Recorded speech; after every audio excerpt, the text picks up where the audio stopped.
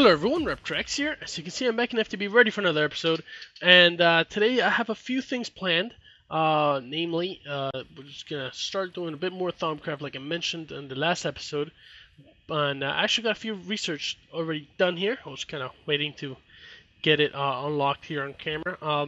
I got myself the Exostream, which I mentioned I was looking into, and I want to try out the Arcane Lamp. It's supposed to give a nice 16 by 16 area of effect, I guess, light source, which is pretty nice, and it looks a lot nicer than the torch does. Now I did mention I might go with what is it, the liquid ducts, the empty liquid ducts with glowstone inside. That might be an option because it looks nice, kind of interesting, and with that system I can actually get it like hooked up, which is probably what I end up doing, but also with a mixture of arcane lamps, like for example outside, right here. It wouldn't really make sense to have fluid ducts with glowstone and have plenty of torches out here. So over here I'll probably put an arcane lamp and so forth. So I'll probably do a mixture of the two. But something I realized I completely skipped on last episode was, let me just get the research out of the way. I completely skipped over the fact that I was, I never really hooked up the thing here, the ender tank. At least I don't believe I did. I actually went back before I started recording to look back at some footage, and I don't believe I ever showed you guys, the system actually working. I kind of left it like everything set up, but I don't believe I actually showed you guys with the thing running. Now, obviously, this has been running for quite some time because it's actually full of fuel, and I actually added 2 more refineries to the system, which is a bit overkill, I must admit, but they're pretty cheap to make, so it's not that big of a deal to make an extra 2 there. As you can see, I actually kind of added some extra dynamos. I don't believe I ever showed any of this stuff, so I'm hoping I'm not like repeating some of the things I've done, because I'm pretty sure I didn't actually show it, because some of the other things I actually noticed, I guess it's a bug, or unless it's kind of intended to be that way, which would be kind of weird if it is. If you guys remember when I originally set it up, I set it up so that the valve is actually there. Actually, this might be a pretty good time to actually show off the bug, because I couldn't figure it out myself. Maybe you guys can help me. So what I'm going to do is unplug the refinery, so no more fuel's coming in. As you can see, the tank is full. These are off, but just to make sure, I'm going to break this cable there. So, they shouldn't be using any fluid at all. And they're already full with buffer, and then the buffer of power and the buffer of fuel. Everything should be a closed system at the moment. Now, if you notice, there's a gauge, a valve over there in the back side of the tank, on the side of the tank actually, and that's what's feeding the generators, not the one down here. The one down here I actually had to turn off. Actually, I'm gonna need a fluid duct real quick. I don't believe I have any on me. Nope. So let's just get myself a fluid duct. I had one. Oh right, I removed it. Oh my god. Oh well. It's a bit of a derp on my end. Right, so pretty much what the issue comes down to is if I put a fluid duct, even if it's not connected to anything or it's not using anything, it would empty out it would start using up some of the liquid inside. Now, keep in mind, when I tried this, it was before I updated. I actually updated to the version 1.014. So I don't know if anything has changed. So let's see this. The fluid duct fills up with the fuel, and yep. Oh, only a bit came down actually, so it might have been fixed. I don't know if it was a bug and it got fixed, and I don't know. So I could possibly switch this thing around again. But pretty much what would happen is the fuel will constantly like go down. Even though there's nothing connected, because I noticed this because I was putting the fluid duct down, and I didn't even have the semi-fluid generators connected. And this thing would just not accumulate any fuel at all. It would just keep on emptying out whatever it had. So it seems like that's fixed. I don't know if it was a bug or just a weird problem I had. I don't know with my layout. I don't know what's going on there, to be honest. But either way, the way I have it laid out also works. so it's not that big of a deal. And yeah, I'm full of fuel. I've not actually been using that much power because I haven't been really making any crazy processing of ores and stuff like I was with the. Oh, this one used up a bit of fuel. Huh. I'll keep my eye on it. I'm not sure what happened there because it shouldn't have emptied out the whole reserve of fuel it had, unless this thing only holds one bucket, which would be kind of weird. But yeah, like I said, I haven't really been doing much of crazy processing of ores. Like when I was making the high voltage solar array, that was definitely taking a toll on my system. I'm actually just recovering it from. I'm not sure what this is. I think it had something to do with the update that I did. So open peripherals add-on mod that apparently got updated or removed. I don't know. I got a couple conflicts with the IDs and stuff, so I'm hoping nothing else major is going on here with my game. But yeah, like I was mentioning, I'm only just now recovering from the major toll that making that solar array was. I'm up to 4.4k iron ingots again. So that's kind of good. Like I said, I do want to replace all this lighting system, which I'll probably be doing the next episode or two. I kind of want to do some of the Thaumcraft stuff at the moment. I actually want to show you guys some of the changes I've made upstairs as far as the Thaumcraft room goes. Now, keep in mind that I did do a lot of work here. As you can see, I've actually gone quite a bit overboard as far as jars go. What I ended up doing is actually making sure that each layer is actually 32 jars. Since I have 2 layers, it's at a total of 64 jars. Now, I could always add a third layer and kind of remove the edge of the lava tank, but I already feel this is a bit of an overkill as far as jars go. Now, if I remember correctly, last time when I actually counted out how many aspects there were, I believe there were a total of 51. If I remember correctly, not really sure. But that's all aspects. Obviously, I don't have all aspects in essence forms at the moment. And some aspects, like the primal aspects, I will actually rather have at least 2 jars of those because they're used more often, I think. Also, some jars like some essences, sorry, like the Precontia and Potentia and stuff like that, would probably benefit from having 2 jars because they're very commonly used. For example, let's look at the Axe of Stream that I got. What kind of stuff does it need? It needs Aqua and Arbor. Arbor is not a it's not a primal aspect, I believe. I don't know. I'm pretty sure it's not actually, but let me just double check. Arbor is Terra and Herba. Herba or Herba? I'm not really sure. And that's Granium and Terra, Victus and Terra. Alright, so it's a combination of a few things. Which is, no big deal. Let's go back and look at the Axe of Stream here. And I believe I have actually a whole 64 of Arbor. Pretty sure you get these from just logs. Where is it? It's over here. Yep, I have a whole full 64 out of it. So, I got a decent amount. Now, what I'm thinking is, because I realized a pretty interesting feature, I guess. I'm pretty sure it's a feature. I don't know what else to call it. Is that, for example, if I have some half-empty jars like I had before, like for example, if I had 32 of Saxum, I believe that is, and I have 16 Saxum here. If I were to put a label on the one that has 16, it would give her a high priority and would actually remove some of the actually remove the whole thing from here and transfer over to the one that has the label. And I went back and actually read through the entry here of the labels and stuff and how the jars work. And it turns out that that's actually the way it was designed, but I didn't really thought of using it that way. So it's a pretty decent way of organizing your jars. Just plopping a label down, even on an empty jar. I guess I could do that right now to just show you guys. Let's look for a file. Is it a file or vial? I don't know. Because there's 2 ways to spell it. Either way, this should work. Let me just get some labels as well. Labels. Now I actually changed something in the settings for recording.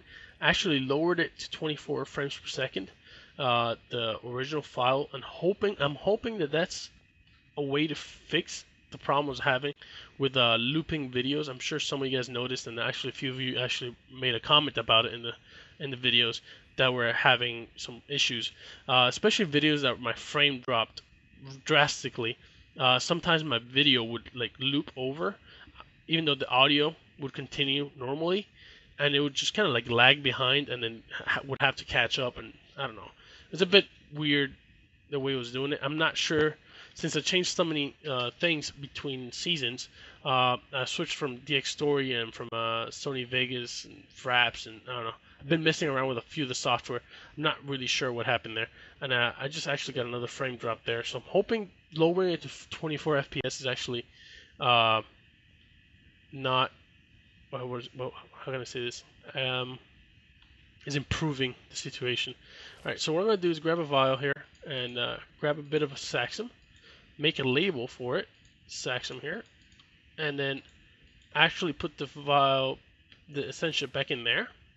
So all 32 is in there, and I actually have an empty jar here. But if I drop the what is it called, the label on it, you can see that it's actually filling up of Saxum from the one over here.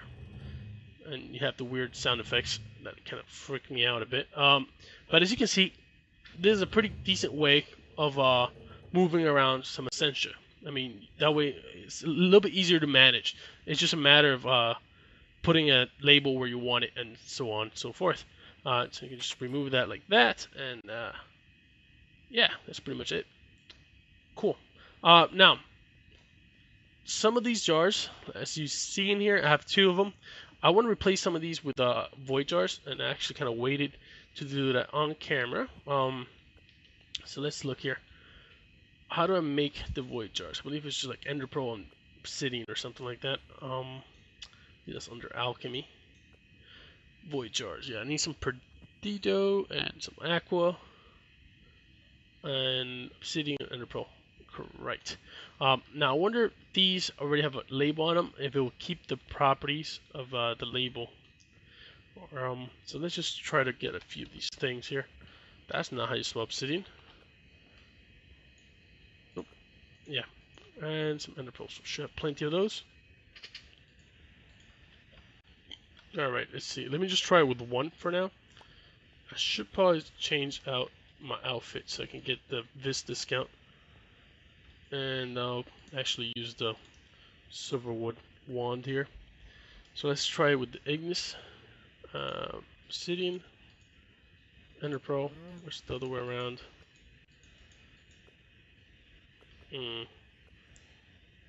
Why not work? Alright, let me just make sure that it's the recipe. Okay, well, it was the other way around.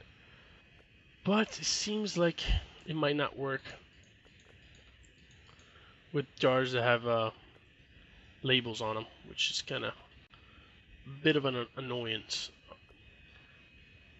So I guess what I have to do now is just kind of put the jar down, remove the label, break them, and then put them in here. See, now it works. Well, that's unfortunate, because now I have to recreate all the labels for all these jars. Huh. Well, since I probably won't be making or distilling any Essentia, that's why I could do this for a few of these. Oh, I gotta remember to remove the label from them. And here as well. And pretty much all these. This kind of stuff that I mentioned is kind of boring. But I did say I was going to do this on camera. I just wanted to do a bit of a prep work, and I did. Which is per detail here.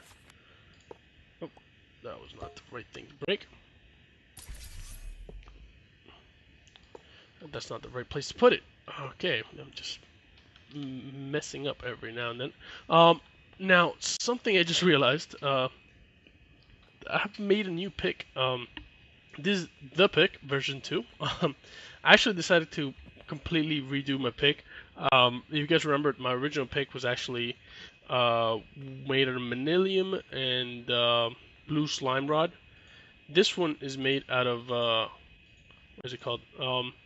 Manilium rod, which has a higher multiplier or modifier, I should say, than blue slime, but it has a cobalt head, so it's actually faster. I didn't put the auto repair on it, but I do have one more modifier thanks to the writable thing of the paper bind, and I might do that this episode. Do I have enough time? Or I might do it next episode. I'm probably gonna add the little chargeable ability of a charger with redstone flux. I think that'd be kind of nice. That way, you can repair it whenever I want, and not when the sun is out, which is the case for the mossy stuff. It will only repair itself when the sun is out, or at least it will be faster. I don't know. Either way, I think it would be best if I had the rechargeable ability. So now that I have a very steady income of power. Now these things are set up. Now, like I mentioned, I would like to have a few more of these jars, Perconcio, and so on and so forth. Now, what I could always do is just set a few of the useful ones, like Perconcio here, with a label, and let a whole bunch of these be like overflow pipes. I mean, not overflow pipes, but overflow jars. That way, if I get a bit of extra, it's not a big deal. But they will always try to flow back to the one that has a label, kind of like what I just kind of showed you guys over here. So the ones that I find useful, which is very, it's up to me to decide really, because it's no actual, text that says these are the useful aspects. It kind of depends on what you're making at the moment, I guess is the best way to put it. I do want to get potential because I always seem to need some of that. Arum, I can only get it from essences and sticks. Oh no, that's a wand. I was like, what? Sticks.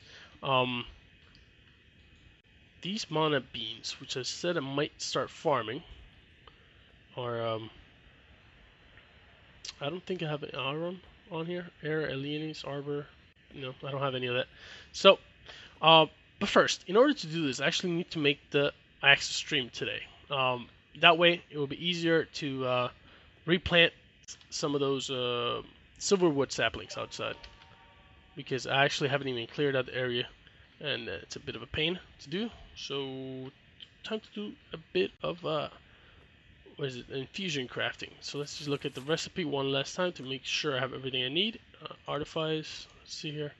Axis string. I'm gonna need some water shards, great wood log, thaumium axe, and a diamond. Alright, so let's just get a few things here. Great wood. Just remove some of these things from here. Diamond. Plenty of those. Water shards. And is that it? Well, obviously the thaumium axe in the middle, but I believe I might have some extra ones downstairs. Alright. It's so painful to run without those things. Alright. Should have an axe. Of course I don't. I thought I have an axe. Yeah, I'm making the same noise as the villager. Maybe do I have it here? Nope. Doesn't seem like I do.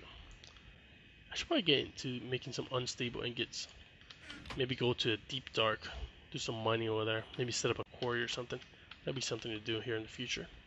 Probably not too long of a future, actually.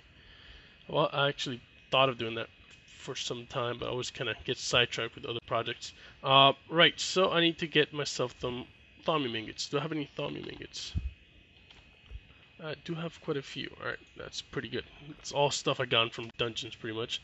Now, is there any particular way you make this? Oh, it's just a regular crafting recipe. I thought you needed, like, essences or something. I don't know. Just grab some sticks. Just need 2 of these. And just make myself thaumium axe. Cool. Alright, so I need to grab my wand here.